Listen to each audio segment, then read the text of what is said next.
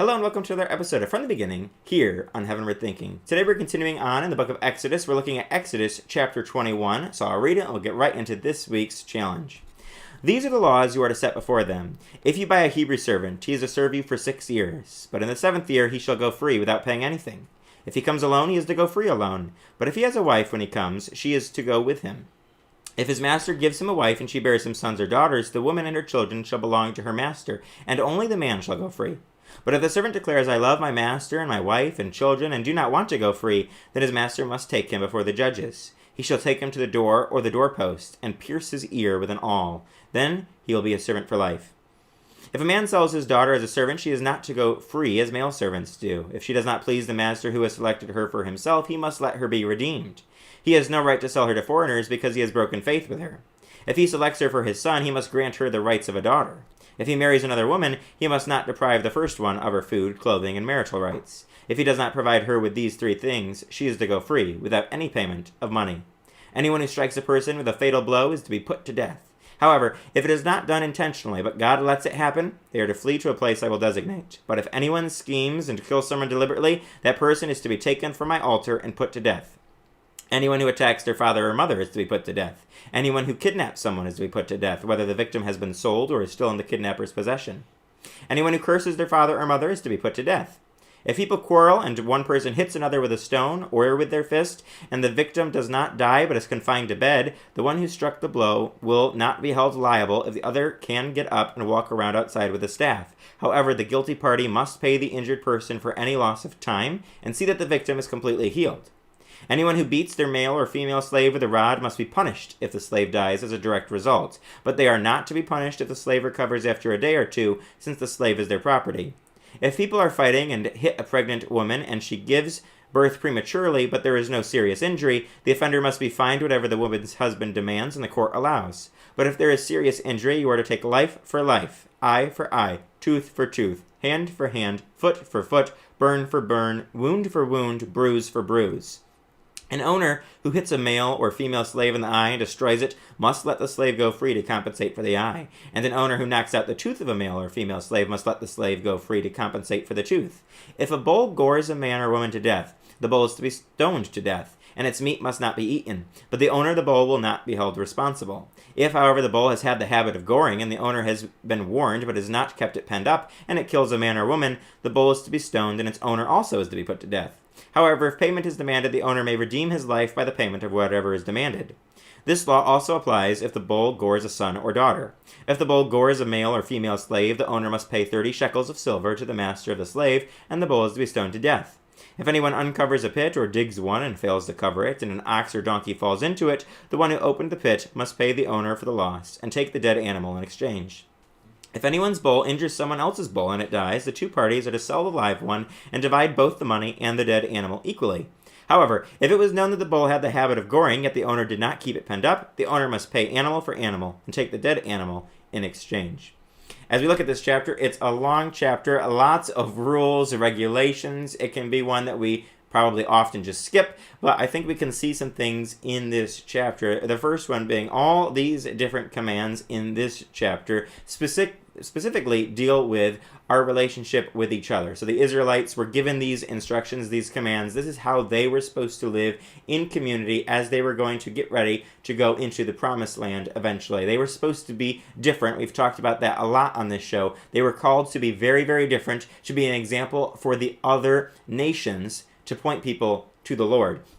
And so God is calling them apart as his very own inheritance, as his very own possession. They're going to be his own nation, and he's giving them some specific rules. We already looked at the 10 Commandments in the previous chapter. We've seen how the Israelites were supposed to interact with God, what their relationship was supposed to be like with God. Then we saw what the relationship was loosely supposed to be like with other people. We got some commands about that. And then last week we talked about not having idols, not putting anyone else in front of God, making sure we had reverence for the Lord. The Israelites were supposed to have a fear of the Lord to keep them from sinning, make sure that God is their priority. And then here in this chapter, if they have that relationship right, then they need to also have the relationship with other people right.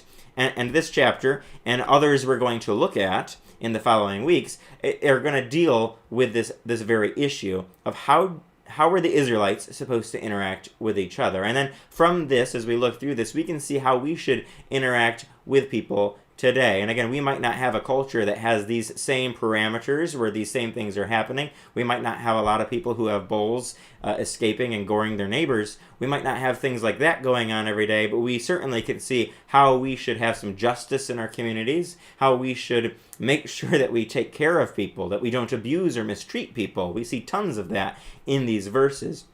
So as we look at this, looking at the section of personal injuries, especially verses 12 through throughout the end, we see that the constant theme of if this person does this, this is what happens. Especially looking at like eye for eye, tooth for tooth, all those different things.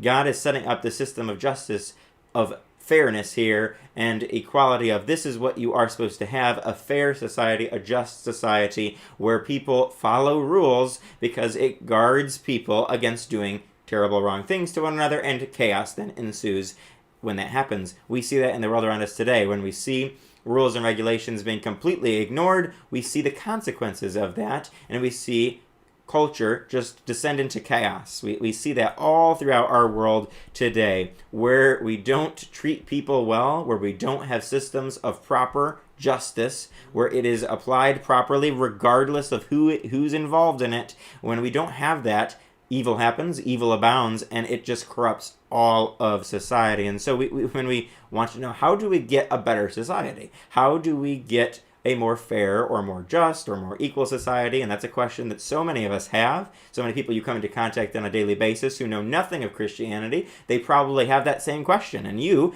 can point them to, here's the answer.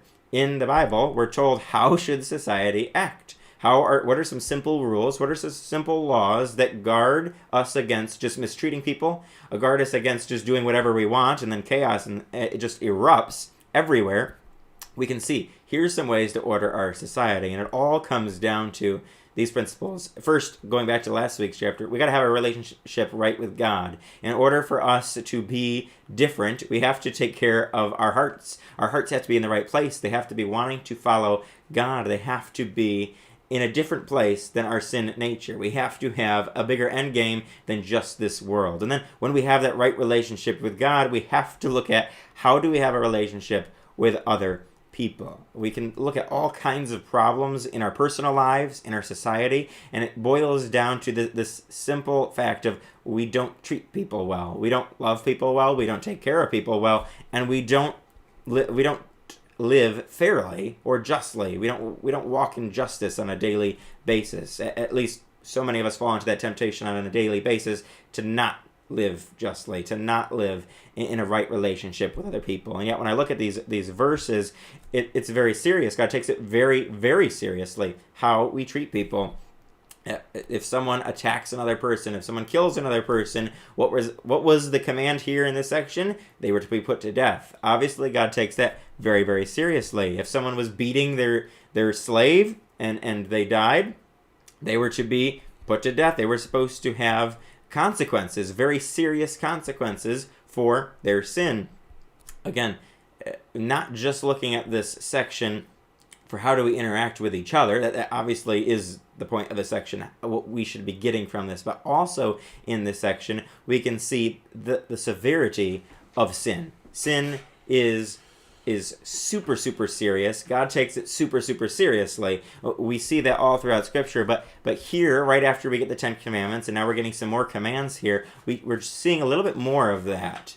We've seen some of it throughout what we've done so far from Genesis and part of Exodus, but now we're starting to get into just how seriously does God take sin. And we see in this chapter, God takes it very, very seriously. He takes it very seriously how you and I treat people on a daily basis. We're not supposed to just take advantage of people. We're not supposed to just treat people however we want and however we feel like in the moment. We're not supposed to just go around doing whatever we want, carefree. We're supposed to live in a way of love. We're supposed to walk in a way of love where we treat people the way we would want to be treated. I don't think I would want someone to come and just beat me to death like we see in this chapter. I don't want someone to just come and attack me for no reason or for any reason.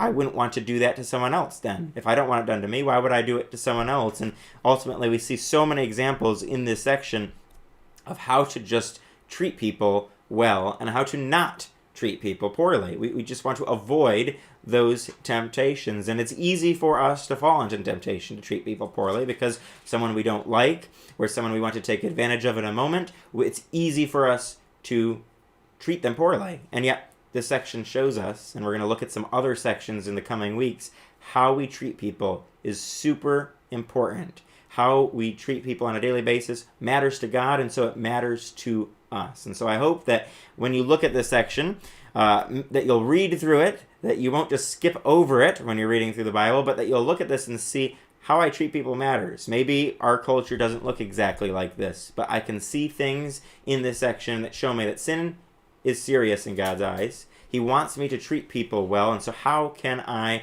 see that here, and how can I apply it to my daily life? And so I hope you've been challenged by this, and that you'll join us next time for another episode of From the Beginning here on Heavenward Thinking.